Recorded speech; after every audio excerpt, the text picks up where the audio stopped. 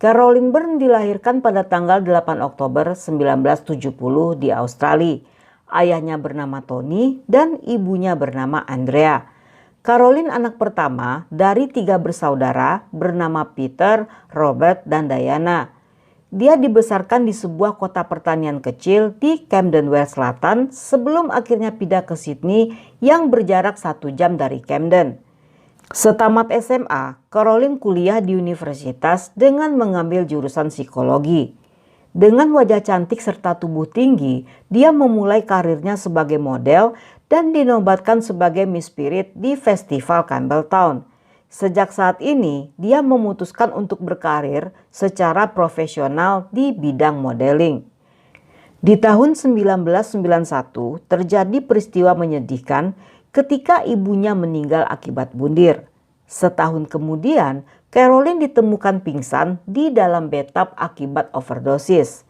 Cara ini adalah cara yang sama ketika ibunya meninggal. Walaupun dia berhasil diselamatkan, tetapi hingga bertahun-tahun kemudian dia membutuhkan perawatan psikiater. Setelah menamatkan kuliah, Carolyn bekerja paruh waktu sebagai pelatih modeling di Julie Deli Watkins School. Sekolah model ini tidak hanya mengajarkan calon modelnya bagaimana cara berjalan dan photoshoot, tetapi juga mengajarkan tentang etika, sopan santun, dan cara berbicara. Selain mengajar, Carolyn masih tetap mengejar mimpinya untuk menjadi model profesional terkenal. Pada saat itu, Carolyn berpacaran dengan seorang pria bernama Andrew Blanchett. Mereka telah berpacaran selama 7 tahun sebelum akhirnya di tahun 1992, Carolyn bertemu seorang pria baru bernama Gordon Gordy Eric Wood yang merupakan seorang pelatih kebugaran di sebuah gym. Gordon yang berusia 8 tahun lebih tua dari Carolyn dilahirkan pada tahun 1962. Dia digambarkan sebagai pria yang sedikit arogan, fanatik pada tampilan, ambisius, dan sangat money oriented. Gordon yang bercita-cita ingin terjun dalam usaha bisnis investasi selalu berusaha untuk mendapatkan uang dengan cara yang paling gampang. Tidak lama setelah mereka pacaran, Gordon berhenti dari pekerjaannya dan mendapatkan pekerjaan baru sebagai asisten pribadi merangkap supir dari seorang pengusaha dan pialang saham yang sangat kaya, terkenal, serta berkuasa bernama Rene Rifkin. Semua orang yang bekerja di bidang tersebut mengenal pria berusia 50 tahun itu sebagai seorang pekerja keras yang menghasilkan banyak uang sekaligus sangat royal. Dia menjalani hidupnya seperti seorang raja minyak dengan standar yang tinggi serta menghalalkan segala macam cara agar tujuannya tercapai. Walaupun Rene telah menikah dan memiliki 2 orang anak, tetapi dia sangat senang dikelilingi oleh banyak pria-pria tampan, muda, berotot, dan tentunya segar. Selama bertahun-tahun, banyak rumor yang beredar di media jika Rene merupakan pelangi klub.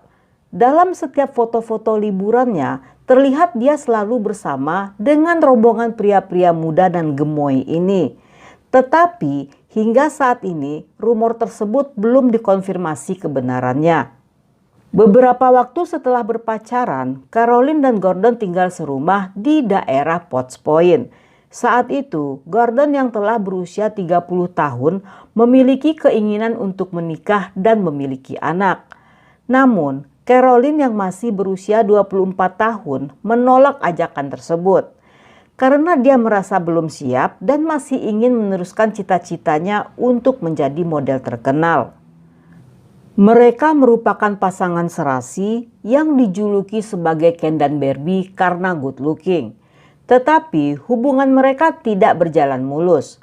Di tahun pertama pacaran, mereka pernah putus selama beberapa bulan dan Carolyn sempat menjalin hubungan dengan pria lain. Tetapi pada akhirnya mereka kembali lagi bersama-sama.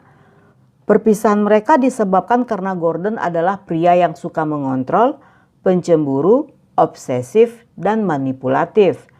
Dalam masa-masa ini, Carolyn pernah beberapa kali bercerita pada teman-temannya jika dia ingin putus dari Gordon. Tetapi hal ini tidak akan pernah terjadi.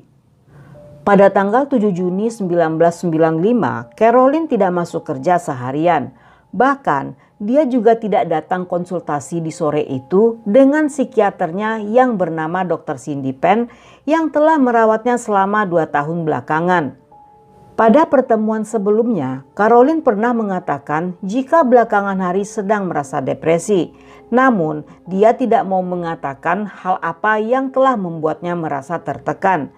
Saat sang dokter bertanya, apakah Caroline memiliki keinginan untuk menyakiti atau melenyapkan dirinya sendiri, Caroline menjawab bahwa dia baik-baik saja dan tidak memiliki keinginan untuk melakukan hal-hal aneh tersebut. Gordon terakhir kalinya melihat Caroline pada jam 1 siang saat Caroline sedang sakit dan tidur seharian. Ketika Gordon kembali lagi ke rumah pada jam 4 sore, Caroline telah pergi dan dia menyangka jika Caroline sedang menemui Dr. Cindy. Namun ketika dia pulang kerja pada jam 7 malam, Caroline tidak berada di rumah. Saat itu, Gordon hanya berpikir jika Caroline sedang keluar sebentar. Dan dia memutuskan untuk menunggu sambil menonton TV hingga ketiduran di sofa. Gordon menjadi khawatir ketika terbangun pada jam 10 malam dan melihat Caroline masih belum pulang. Ketika Gordon mengecek ke garasi, di sana tidak terlihat mobil Caroline, sehingga dia pun memutuskan untuk mencarinya. Walaupun di saat itu Caroline telah memiliki ponsel, tetapi entah mengapa Gordon tidak menelponnya. Alih-alih menghubungi teman atau keluarga Caroline, Gordon justru mengikuti instingnya untuk mencari ke tempat-tempat yang biasa didatangi oleh Caroline. Menurut Gordon, dia menggunakan telepati untuk menemukan keberadaan Caroline. Tempat pertama yang didatanginya adalah rumah ayah Caroline.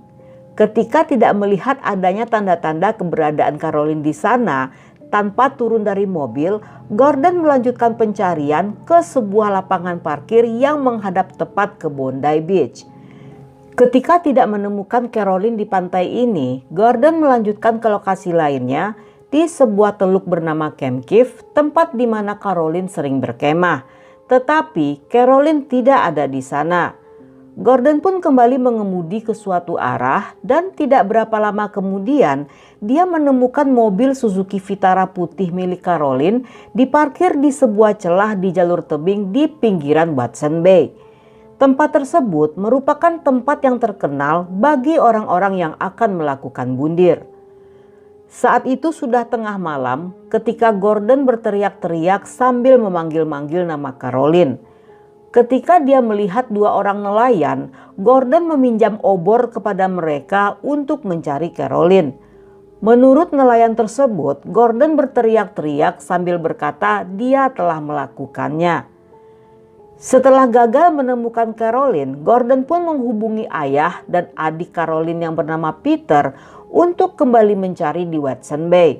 Tetapi tentunya pencarian tersebut tidaklah mudah karena sangat sulit untuk melihat ke bawah tebing yang berjarak 98 meter dengan cuaca berkabut di musim dingin. Setelah pencarian selama 1 jam, Gordon melihat jasad Caroline di bawah tebing yang dia kenali melalui pakaiannya. Yang menurut Tony, hal itu sedikit aneh karena Gordon tidak tahu pakaian apa yang dikenakan Caroline di hari itu. Tony pun menghubungi polisi yang membawa senter besar untuk melihat ke bawah tebing. Tetapi tetap saja dengan senter seterang itu mereka tidak bisa melihat jasad Caroline. Hanya Gordon satu-satunya yang mengetahui dengan tepat titik lokasi jasad itu berada. Saat mereka berhasil mengangkatnya, jasad tersebut adalah milik Caroline. Mengingat sejarah tempat itu yang sering dijadikan tempat bundir, untuk sementara waktu polisi menetapkan kematian Caroline sebagai bundir. Kepada polisi, 2 nelayan itu mengaku jika sebelum kemunculan Gordon mereka mendengar suara teriakan seorang wanita dari arah kejauhan. Saat itu keluarga Caroline yang tidak sanggup menyaksikan keadaan putri mereka meminta Gordon mewakili mereka untuk mengidentifikasi jasad Caroline di ruang jenazah. Namun saat di sana, Gordon meminta pada petugas koroner agar dia diizinkan untuk melihat dada Caroline. Yang tentunya permintaan aneh ini ditolak oleh petugas. Di masa depan saat dikonfirmasi, hal ini dibantah oleh Gordon. Karena tidak adanya bukti yang tersangkut pada siapapun, kasus ini pun menjadi kasus dingin. Kasus Caroline banyak meninggalkan pertanyaan yang tidak terjawab. Banyak rumor yang beredar, tapi belum satu pun yang bisa dibuktikan kebenarannya.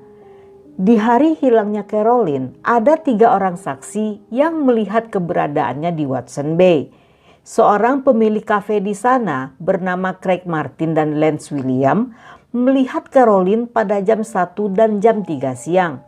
Menurut mereka melihat Caroline sedang bersama 2 orang pria yang salah satunya mirip dengan ciri-ciri Gordon.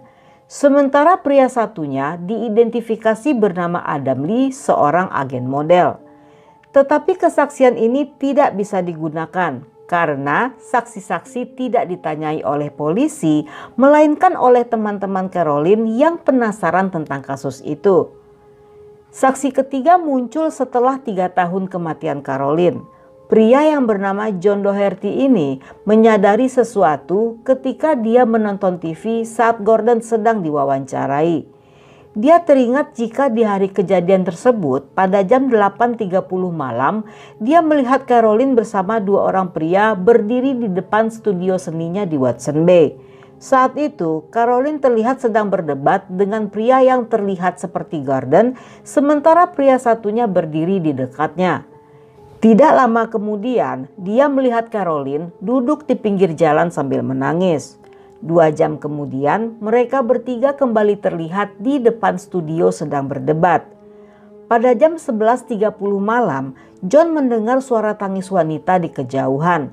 Waktu ini adalah waktu yang sama ketika 2 nelayan sebelumnya mendengar suara teriakan wanita.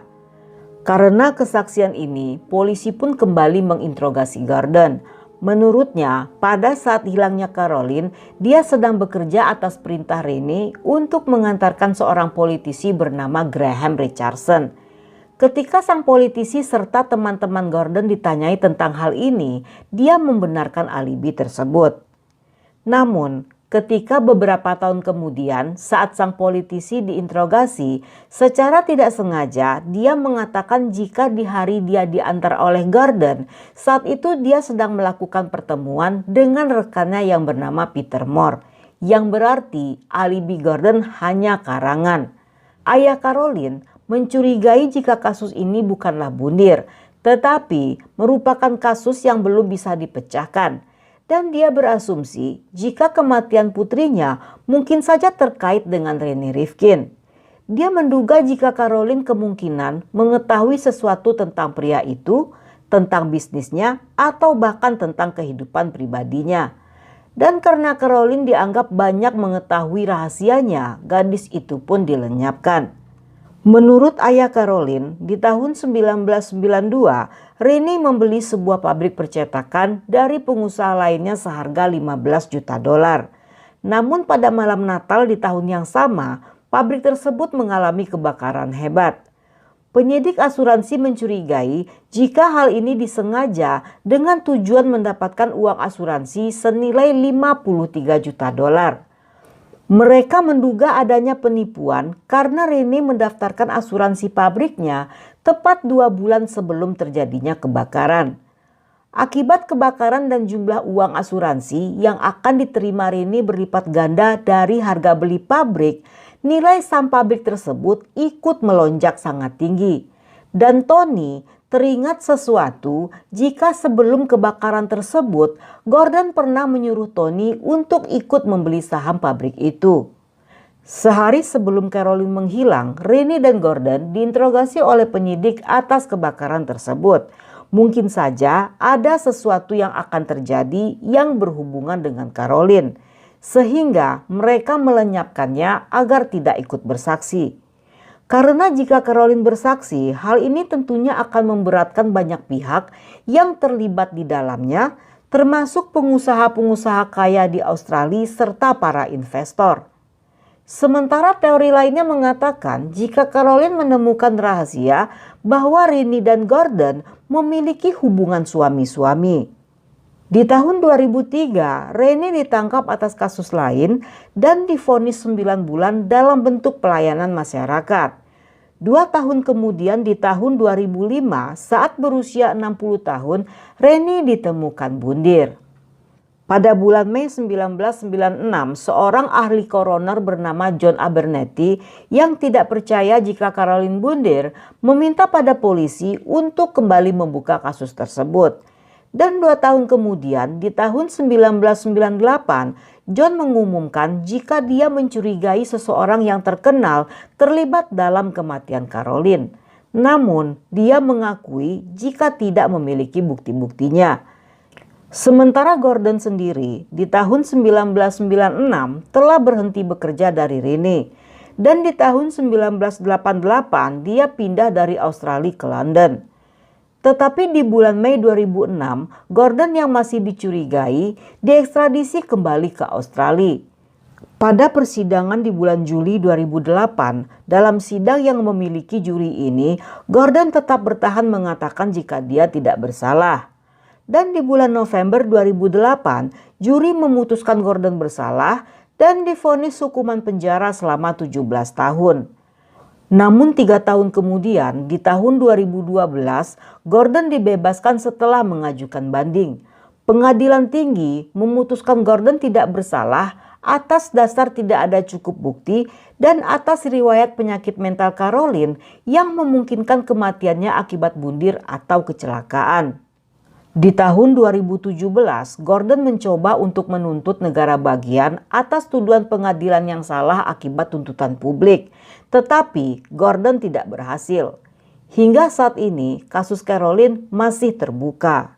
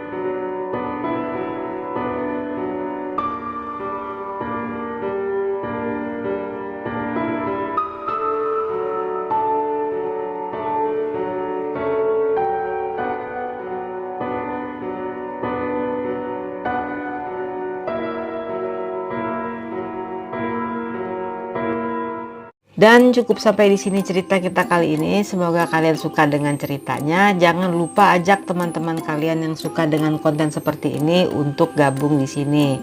Buat kalian yang masih betah nonton sampai akhir, thank you, love you, have a nice day, and then see ya.